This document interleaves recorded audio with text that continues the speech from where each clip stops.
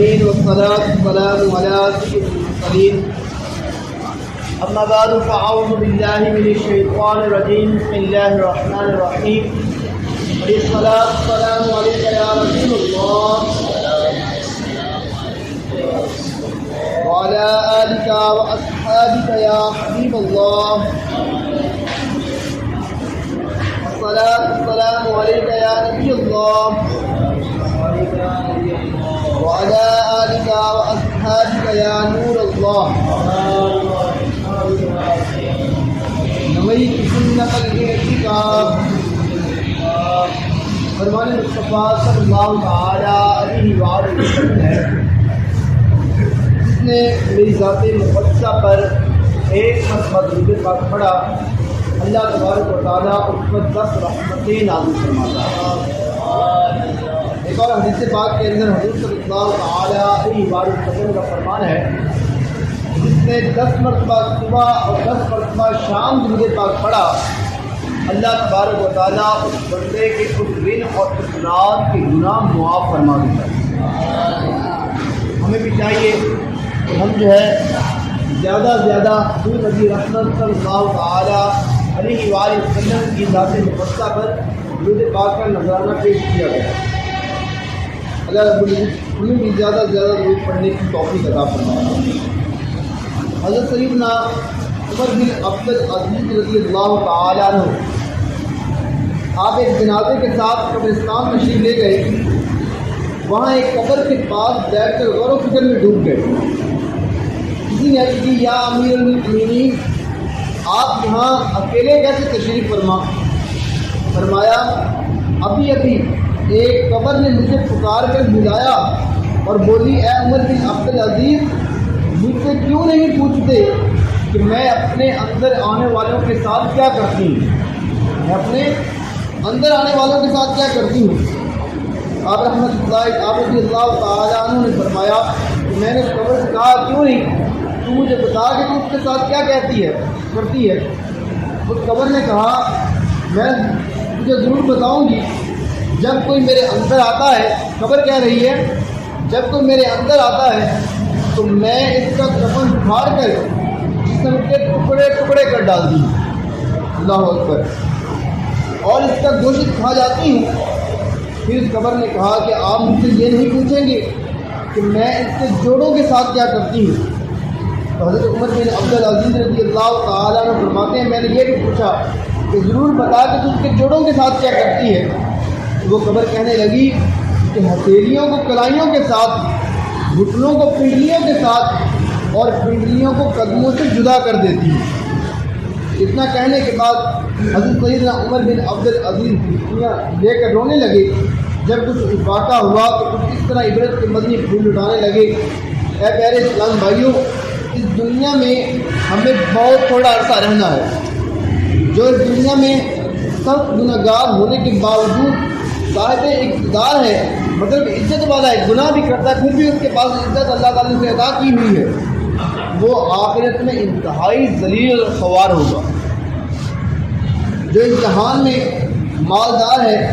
وہ آخرت میں فقیر ہوگا۔ جو اس دنیا میں جوان ہے وہ قیامت والے دن بوڑھا ہو جائے گا، اور جو زندہ ہے وہ مر جائے گا۔ قبر کے متعلق یہ ساری بات آپ فرما رہے ہیں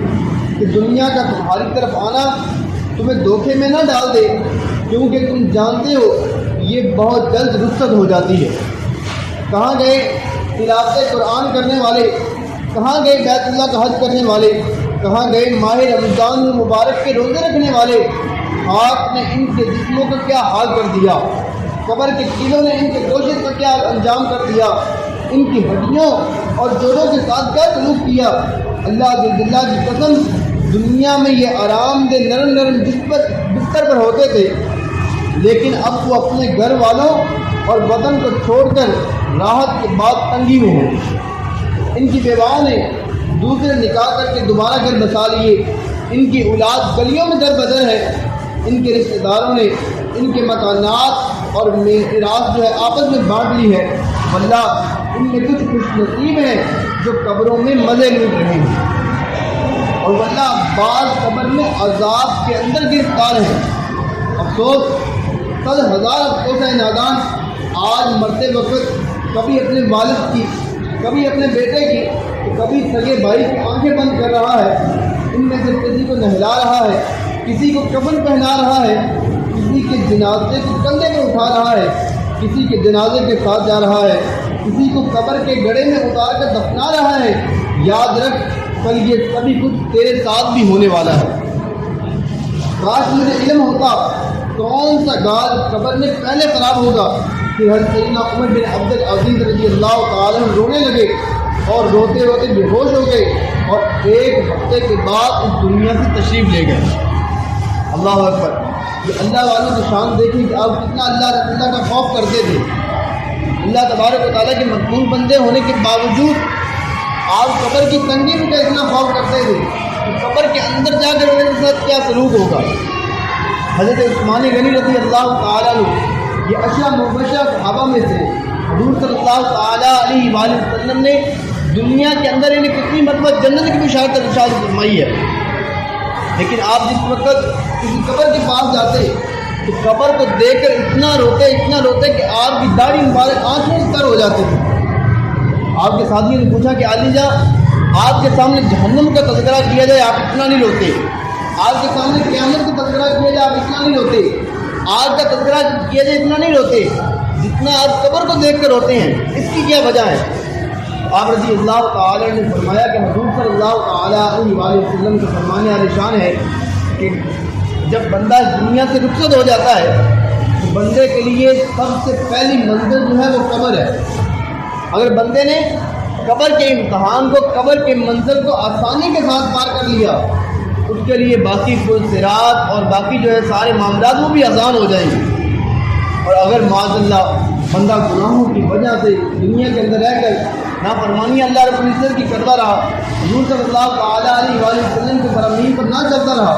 اگر معاذ اللہ اس کا خاتمہ ایمان پر نہ ہوگا تو قبر کے اندر ظاہر سی بات ہے کہ اس کے اندر جو ہے اس کے لیے آسانی نہیں ہوگی، اس کے لیے قبر کا امتحان جو ہے پار کرنا آسان نہیں ہوگا۔ اور جس بندے کے لیے قبر کا امتحان پار کرنا آسان نہیں ہوگا اس بندے کے لیے کیوں کر باقی جو ہے امتحان پاس کر سکے گا۔ اس لیے قبر کے امتحان کی ہمیں بھی تیاری کرنی ہے، کیونکہ قبر کا امتحان ایک ایسا امتحان ہے جو دنیا سے جانے کے بعد سب سے پہلا امتحان ہوتا ہے۔ ایک قول کے مطابق جب بندے کو قبر کے اندر اتار دیا جاتا ہے تو سب سے پہلے بندے کا نامہ اعمال جو ہے اس کی بائیں کام کو جو ہے آ کر حرکت دیتا ہے۔ قبر کے اندر جب جو ہے بندہ پہنچ جاتا ہے، نامہ اعمال کو آ کر حرکت دیتا ہے، وہ بندہ اٹھتا ہے اور دیکھتا ہے کہ اس کے آس پاس کچھ نہیں ہے، چاروں طرف اندھیری کوٹڑی ہے۔ وہ پوچھتا ہے اپنے نامہ اعمال سے کہ بتا کہ میرے گھر والے کہاں ہیں، میرے بیوی بچے جو ہیں وہ کہاں رہ گئے، میں نے دنیا کے اندر جو پیسے اکٹھے کیے، مکانات اکٹھے کیے، سامان اکٹھا کیا، بینک بیلنس جمع کیے، سارے کہاں رہ گئے ہیں۔ اس وقت وہ عمل کہتا ہے کہ جب تو اس دنیا میں آیا تھا، دنیا کے اندر تو نے ایک ہی چیز کو جو ہے اپنا مقصد بنائے رکھا کہ دنیا کے اندر رہ کے تو نے جو اپنے مکانات بنائے، بینک بیلنس جمع کیے، طرح طرح گاڑیاں خریدی، محلات بنائے، لیکن تو اپنے نامہ اعمال کی طرف تو نے دھیان نہیں دیا۔ حالانکہ قبر کے اندر تیرے نامہ اعمال کے سوا کوئی بھی تیرے ساتھ نہیں آیا۔ جس اولاد کے لیے تو نے اتنا سب کچھ کیا، اپنے گھر والوں نے اتنا سب کچھ کیا، قبر کے اندر وہ تیرے ساتھ نہیں آئے۔ قبر کے اندر تجھے وہ خود دفنا کر یہاں سے واپس رخصت ہو گئے ہیں۔ بتائیں کہ ہم جو ہے ہم دیکھیں، غور کریں ذرا اپنی زندگی پر کہ ہم جو ہے اپنی قبر و حشر کی کتنی تیاری کر رہے ہیں۔ ہمارے عزیز و اقارب میں سے ہم خود غور کریں ذرا، جو ہمارے عزیز دنیا سے رخصت ہو چکے ہیں، جنہیں ہم نے اپنے ہاتھوں سے کفن کا اہتمام کیا، ان کو جو ہے نہلایا، غسل دیا، قبر کے اندر یہاں تک کہ دفنا دیا، ان لوگوں کی قبروں پر ہم کتنے چکر جا کر لگاتے ہیں، ان کو ہفتے کے اندر، مہینے کے اندر، سال کے اندر کتنی مرتبہ ان کی قبر پر جا کے سال و ثواب کرتے ہیں۔ آخر وہ ہمارے عزیز و اقارب تھے، ہمارے والدین بھی ان میں موجود تھے، بہن بھائی بھی موجود تھے، دادا دادی بھی موجود تھے، نانا نانی بھی موجود تھے، دنیا کے اندر رہ کر انہوں نے ہمارے لیے سب کچھ کیا، یہ ہماری اولاد ہے، ان کے لیے آسانی ہو سکتی، لیکن جب وہ دنیا سے رخصت ہو گئے، ان کی اولاد جو ہم ہیں، ہم نے ان کے لیے کیا کیا ہے۔ حالانکہ ہمارا حق بنتا ہے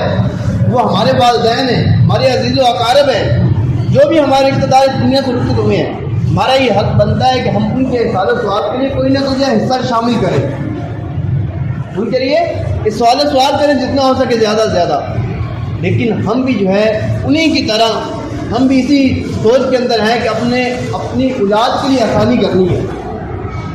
ہماری جو اولاد ہے اس کے لیے آسانی کرنی ہے تاکہ ان کی آنے والی زندگی آسان بن جائے.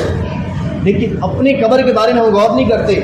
آخر کار ہمیں بھی جس طرح ہم نے اپنے عزیز و اقارب کو قبر کے اندر اتارا ہے،